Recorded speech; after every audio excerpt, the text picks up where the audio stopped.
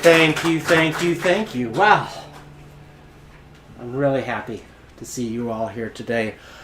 Most of you know, I recently attended the Unity People's Convention in Kansas City, which is close to Unity Village, the home of Unity.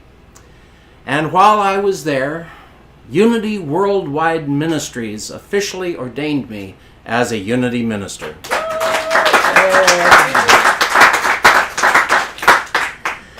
My path to this achievement has been a long one, more than 30 years, and it has had many a winding turn. I want to thank everyone here at Unity Lincoln for supporting me in this. I want to thank you, all of you, this ministry of love.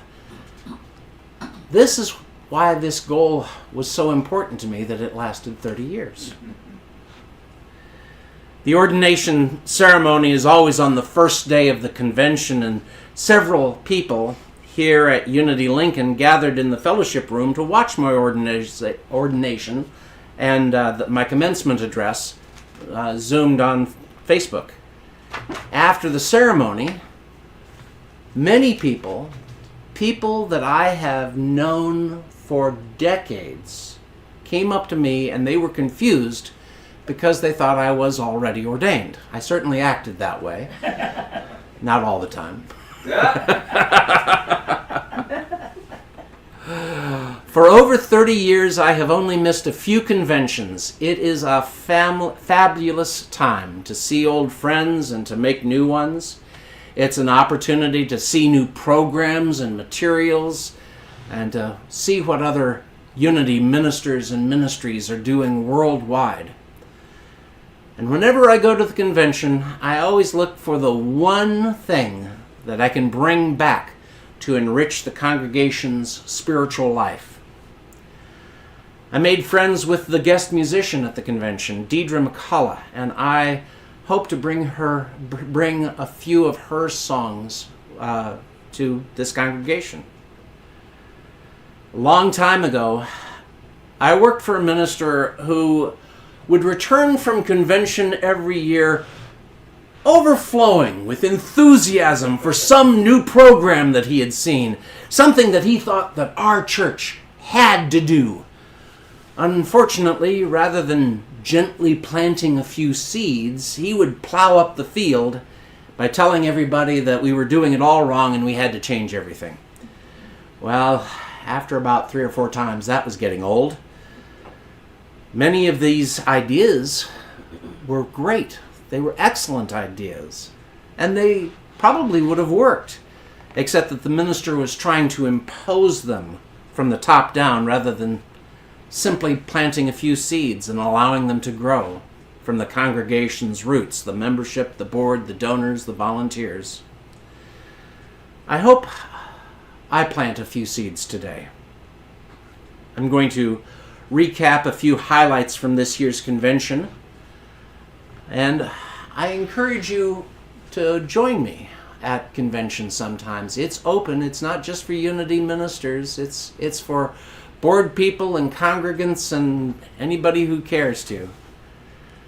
Unfortunately, there will not be a convention in 2026 because the United States is holding the World Cup, and there won't be a hotel room anywhere in sight. At each convention, there are always various workshops, interactives, breakout sessions, and presentations we can pick and choose from. I chose a few workshops aimed at self-care and healing, and some designed to assist me in church leadership. Reverend Vernell Nelson, whose ministry is right up the road in Omaha, she led us in her workshop, Where Do We Go From Here? Reverend Nelson started with the premise that really, for the first time since the 19th century, our nation is more divided than ever. Where do our unity principles fit in to this equation? As unity people, we must be agents for healing our congregations and the world. And as healing agents, we must first look within and commit to honoring and validating the feelings, thoughts, ideas, and beliefs that aren't necessarily our own. In short, I do not have to agree with you to honor you, to respect you, and to see you as the full Christ light that you are. In the light of recent national and world events, I struggle sometimes to stay in my truth without descending into anger or fear. Sometimes my anger and fear will come out of me as snarky sarcasm. No. Well, snarky sarcasm is neither honoring nor loving. And I need to develop how to stay in my love while speaking my truth. As a result of Reverend Nelson's workshop and other activities and other conversations that I had this year, I've developed an affirmation for myself. Stand in your truth and stay in your love. And we could personalize that. We could say, I stand in my truth and I stay in my love. And you may be hearing more about that sentiment in the coming weeks. Jim Rosemergy was at this convention. Now, some of you might know the name Jim Rosemergy. Among his many, many accomplishments are almost 20 books, including The Transcendent Life, The Quest for Meaning, Attaining the Unattainable, and one of my favorites, Even Mystics Have to Have Bills to Pay. Jim has been a bulwark of the Unity movement for many years, including his tenure as Executive Vice President of Unity School. Reverend Rosemergy led us in an interactive experience entitled Challenges, Stepping Stones to the Future. Because as Unity ministers and leaders, we never know the number or the nature of the challenges that we're going to face in ministry. We don't know what we don't know. And how we face these challenges guide those that we serve. How we face these challenges and guide those we serve, there we go, and guide those we serve determines our effectiveness as Unity leaders. The good news is that the challenges that we meet return benefits. They continue to give long after the challenge has been met. They return the consciousness of, okay, we did that, we can do this. However, suppose we don't answer the challenge. In that case, we don't receive the blessing that it has for us. Left unanswered, challenges can build up and limit the expression of an individual or a ministry.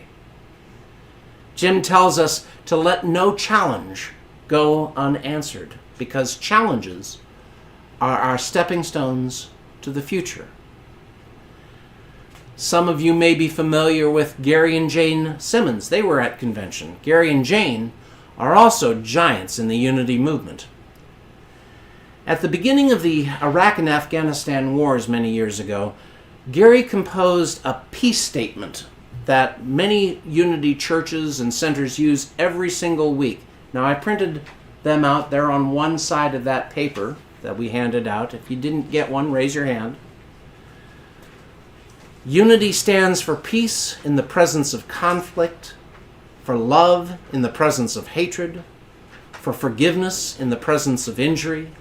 Unity stands for peace in our lifetime. The whole statement is longer than that. I didn't read it all out, but there you have it printed for you. And on the other side, Gary has recently composed a statement addressing the current statement of political affairs in our nation and our world today.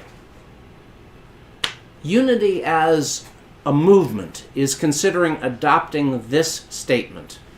It's lengthy, so I'm only going to read a portion of it. It's on your handout. I told Gary it needed to be shorter and pithier, but this is probably more accurate. We call forth this statement not in the spirit of division or condemnation, but in deep reverence for the spiritual truths that guide our movement.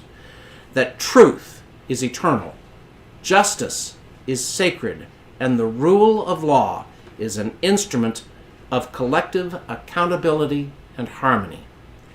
As people of conscience, we acknowledge the profound crisis of integrity and trust unfolding in our nation. We grieve the moral and constitutional transgressions committed by the current U.S. administration. And as I've said, I've only read a small portion. It's a much larger document. I encourage you to give it a look. Gary and Jane Simmons also led a workshop entitled Moving from Predict and Control to Sense and Response. And this workshop looked at emergence as leadership intelligence. Leaders often try to predict or control the challenges that we see.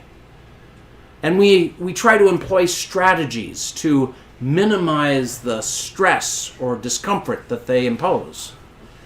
However, life's circumstances can upend all of our planning and goal setting. There are challenges that we cannot plan for. So we need an alternative approach. We need a different way of doing things.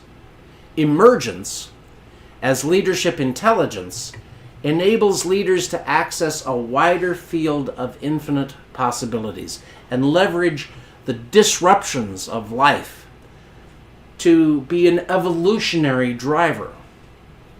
They're not problems that we need to solve.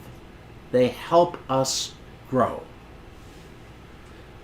Also at the convention, I attended a workshop led by Reverend Jen Hutchins, Fill Your Cup, the Art of Self-Care.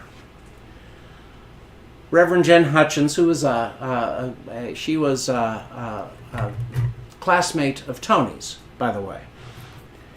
She founded Unity Arts Ministry, featuring creative self-care practices for rest and renewal. Reverend Hutchinson reminded us that we cannot give from an empty cup.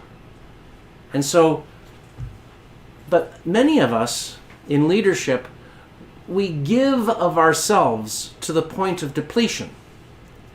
And so we who are called into service roles to love, we love to give outward and forget to replenish our own cup. Jen provided us with paper and crayons and markers, and we made mandalas. I forgot to bring mine today. We made mandalas as a fill your cup experience.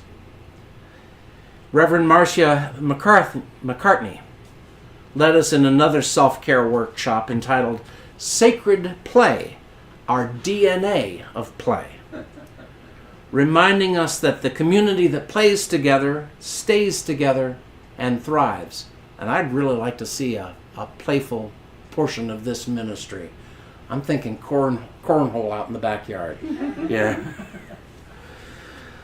We bounced globe beach balls around the room. We balanced ostrich feathers. And we played assorted noisemakers and toys. Sacred play is a value that cultivates deep trust, joy, and connection. And when we remember how to play together, we create the shared values of respect and joy. Unity co-founder Charles Fillmore wrote, "When we put more play and joy back into religion, there will be more joy in the world." On the convention's final day, there was a joint presentation with the boards of Unity World Headquarters and Unity Worldwide Ministries. the leadership of these two organizations are working on a way to combine these two entities into one. Now, I gotta tell you, most people who attend Unity churches, most of y'all couldn't tell me the difference between the two organizations or explain why we need two organizations, or can't tell us what they do. And I gotta tell you, that's a pretty common problem. Since I've been involved with Unity, I've heard many, many people ask, why do we have two organizations? Shouldn't unity mean unity? And the short answer is that both organizations serve us. They both have their origin stories, and they both serve this ministry and the larger unity movement in different ways. They, for the most part, they stay in their fields.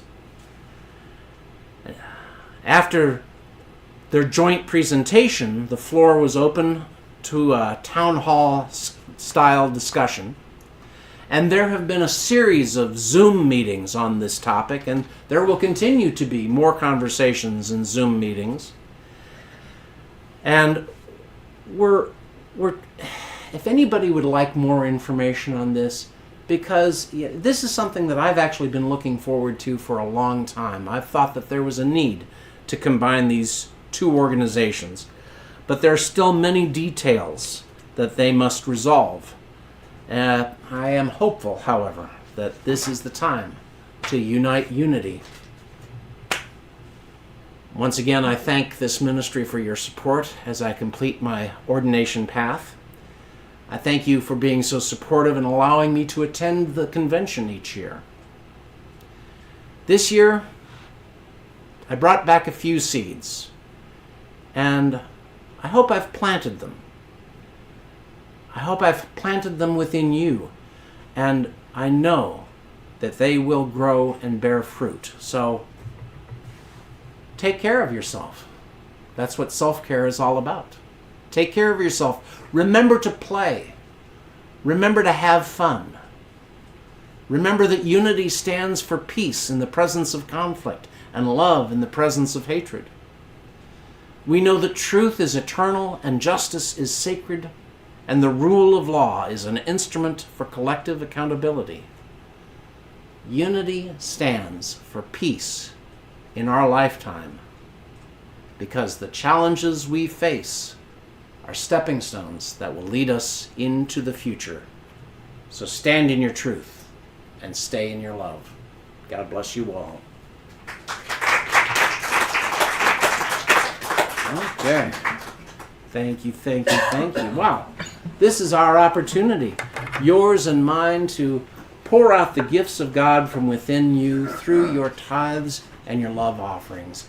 And can we share this offertory blessing together? Divine love flowing through me blesses and multiplies all that I am, all that I have, all that I give, and all that I receive. I am joy-filled and grateful. Thank you, God. And you can send your gifts, your tithes, your love offerings to paypal.me/UnityLincoln. That's paypal.me/UnityLincoln. Or you can send your gift through the mail or a bank transfer by sending them to Unity Lincoln, P.O. Box 30209, Lincoln, Nebraska 68503. Or you can scan this QR code on your phone. Or you can go to our webpage at unitylincoln.org. And remember to like us on Facebook and subscribe on YouTube. And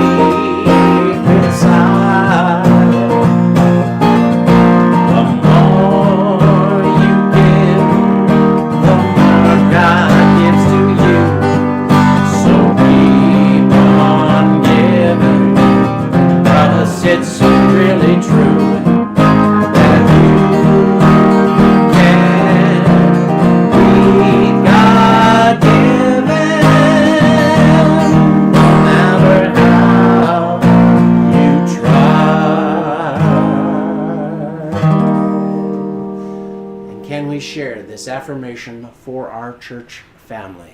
Together, Unity Lincoln is blessed to draw the people, funds, and all that is required for the health and growth of our community and peace in the world, heart to heart. And we have a new start date for our new roof.